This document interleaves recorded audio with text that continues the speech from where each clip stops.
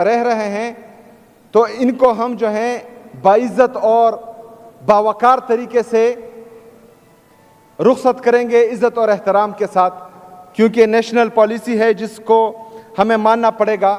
तो उस पर हमारा मुद्दा वहाँ पर बाकायदा पेश किया गया कि जो बॉर्डर पर उनके साथ बदतमीज़ी की जाती है तो बराए मेहरबानी वहाँ पर बदतमीज़ी भी ना की जाए।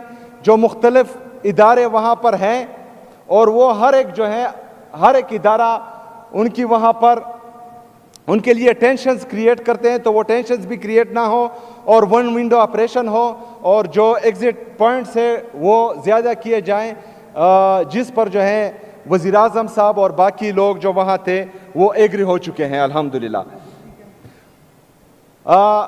रातों रात एक नोटिफिकेशन वफाकी हुकूमत की तरफ से निकाला गया कि जितने भी अफगान रिफ्यूजीज़ के कैंप्स थे उनको ख़त्म किया गया। बाकी सूबे में 10-11 थे, लेकिन सिर्फ खैबर पख्तूनख्वा में ये 43 कैंप्स थे। तो हमारा मुद्दा ये भी था कि 43 कैंप्स में जो तकरीबन 12-13 लाख अफगान रिफ्यूजीज़ हैं, इनको रातों रात जो है ना ही हम ये खाली कर सकते हैं, ना हमारी इतनी कैपेसिटी है कि इनको मैनेज कर सके। तो बराए मेहरबानी इस पॉलिसी पर जो है नज़रसानी की जाए और इनको जो है टाइम दिया जाए, जिस पर वज़ीर आज़म साहब ने इंटीरियर मिनिस्टर को कहा कि हमारे साथ बैठे तो इंशाल्लाह अपने अफगान रिफ्यूजीज़ के लिए उनके साथ बैठेंगे, लेकिन जब इमरान खान से मुलाकात हो तब इंशाल्लाह। जनाब स्पीकर,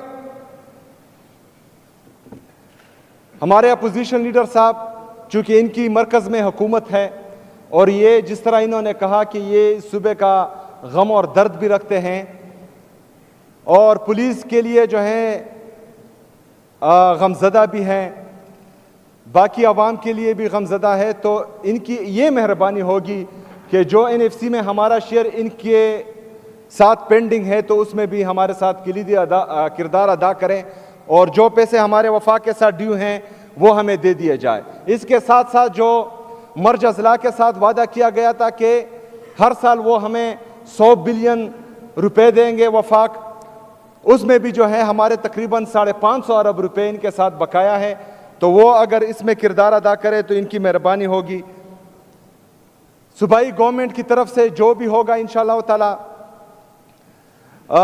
वो हम भरपूर तरीके से करेंगे, अपना हक इंशाअल्लाह ताला वफाक से लेंगे, इसमें आपका किरदार हम सराहेंगे इंशाअल्लाह ताला अगर आप अदा करना चाहें। जनाब स्पीकर, अफसोस की बात यह है कि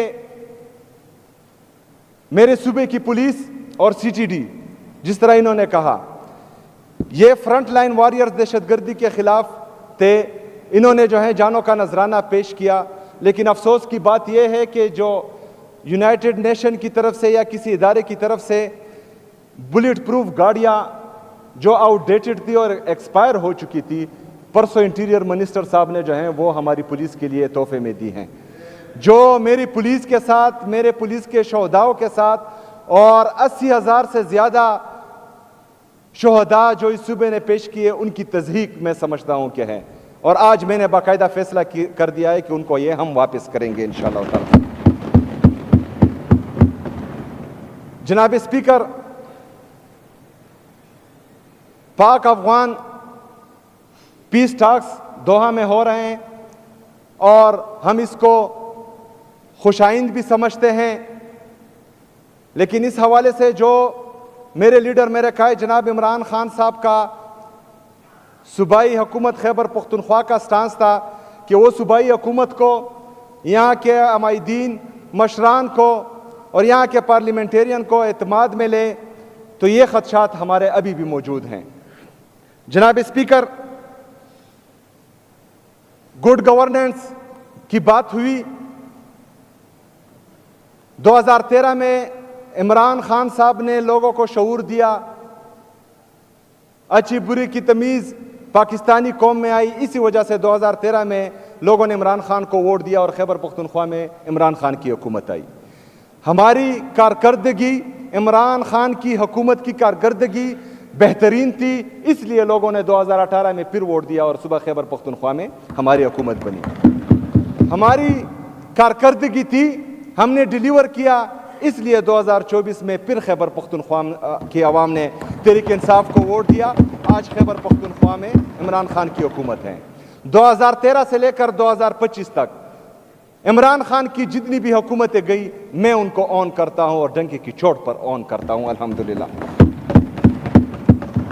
जनाब स्पीकर, लॉ एंड ऑर्डर की सिचुएशन सूबे में खतरनाक है, मजीद खराब होती जा रही है, सिर्फ एक वजह से कि बंद कमरों के फैसले जो हैं इस सूबे पर इंप्लीमेंट हो रहे हैं। London plan, regime change operation, दहशतगर्दों को दोबारा पाकिस्तान में लाना, ये बातें जो हैं हम बार बार कर चुके हैं। अब इन बातों को मजीद रिपीट करना नहीं चाह रहा, लेकिन मौक़िफ़ वही है कि खैबर पख्तूनख्वा की पॉलिसी खैबर पख्तूनख्वा की आवाम और खैबर पख्तूनख्वा की हुकूमत तय करेगी। कोई बंद कमरों के फैसले हम नहीं मानेंगे इंशाअल्लाह ताला। आज बाकायदा मैंने लॉ एंड ऑर्डर पर और गुड गवर्नेंस पर ब्रीफिंग ली है। मैंने तमाम इदारों को और ब्यूरोक्रेसी को हिदायत जारी की है। इसमें बाकायदा ऐलानात भी हो चुके हैं, जिसमें मर्ज अजला के लिए मैंने एक ट्राइबल मेडिकल कॉलेज का ऐलान किया है, ट्राइबल यूनिवर्सिटी का भी ऐलान किया है, और इसमें जो है शहीद अरशद शरीफ के नाम से इन्वेस्टिगेटिव और मॉडर्न जर्नलिज्म के लिए एक यूनिवर्सिटी का भी बाकायदा ऐलान किया हुआ है। मैंने ये हिदायत भी जारी की है कि जिस तरह बाकी सूबों में पॉलिटिकल डिस्क्रिमिनेशन के तहत लोगों पर झूठी एफआईआर होती हैं और उनके घरों पर छापे पड़ते हैं और हमारे वहाँ के कारकुनान के घरों की बेइज्जती होती है, चादर चार दीवारी की पामाली होती है, औरतों को बेइज्जत किया जाता है, इस तरह खैबर पख्तूनख्वा में बिल्कुल नहीं किया जाएगा और काबिल कबूल भी नहीं होगा इंशाअल्लाह ताला। 3MPO के तहत किसी पॉलिटिकल वर्कर को अरेस्ट नहीं किया जाएगा। ये हिदायत भी बाकायदा मैंने जारी कर दिए हैं। हमारे जो तुलबा हैं, क्योंकि हम स्टूडेंट पॉलिटिक्स से होते हुए यहां तक पहुंचे हैं, स्टूडेंट राइट्स के लिए जो हमारे तुलबा एहतजाज करते हैं, तो बदकिस्मती से इससे पहले उन पर FIR होते थे। मैंने आज ये हिदायत भी दी हैं कि किसी तुलबा पर FIR नहीं होगी। मैंने अपने सूबे के फीमेल्स के लिए फीमेल पुलिस स्टेशंस का ऐलान भी किया है, जिसमें जो है हमारी ख़वातीन को बापर्दा तरीके से वहाँ पर ट्रीट किया जाएगा और उनके साथ जो है वो अपने मामलात और अपनी जितनी भी मसले मसाइल हैं वहाँ पर बाइज़्ज़त और बावकार तरीके से हल करेंगे इंशाअल्लाह ताला। मैंने इमरान खान के नज़रिए के तहत आज हिदायत दी है कि करप्शन के लिए ज़ीरो टॉलरेंस होगा।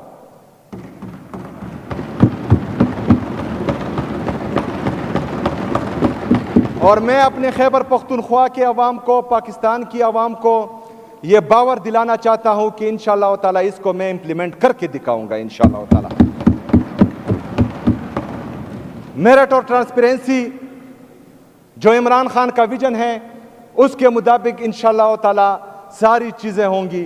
पोस्टिंग और ट्रांसफ़र के लिए मेरिट और ट्रांसपेरेंसी के तहत इंशाअल्लाह ताला बाकायदा जो है पॉलिसी तैयार की जाएगी, जिसमें इस चीज़ का बाकायदा एहसास होगा।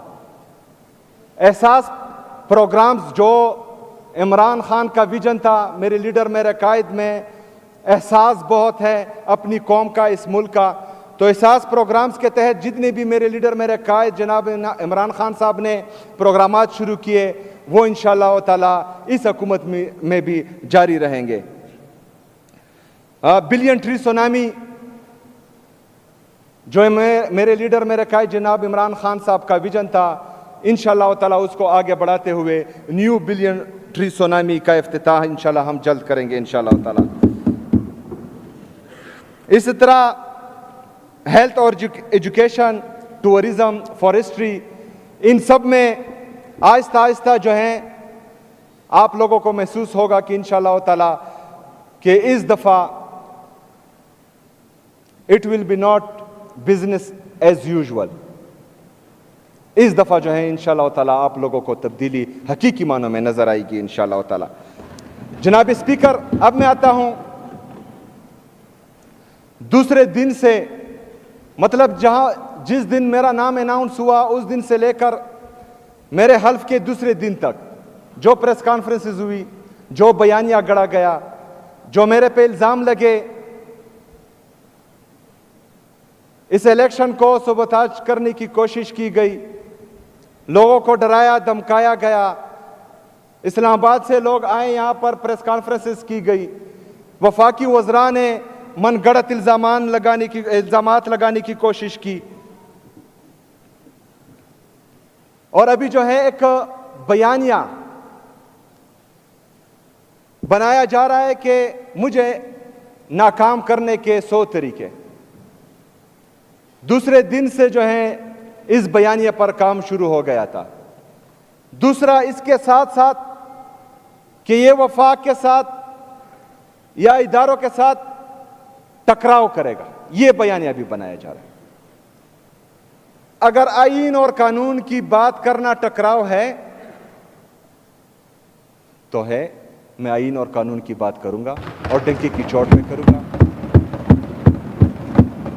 अगर अपने लीडर, अपने कायद जनाब इमरान खान साहब से मिलने की बात मैं करता हूं, क्योंकि उसकी वजह से मैं आज इस सीट पर बैठा हूं, उसकी वजह से आज अल्हम्दुलिल्लाह मैं वज़ीर आला बना हूं अल्लाह के फजल और करम से।